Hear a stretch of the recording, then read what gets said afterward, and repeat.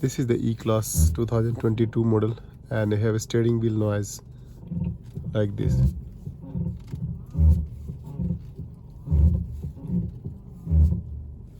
Other side also making noise. So this one have a steering rack problem. We have to repair. This one coming a small pieces, individual part for a steering rack. Then we can stop the noise. This is the steering rack, and here is we have this screw. Under this screw we have some instrument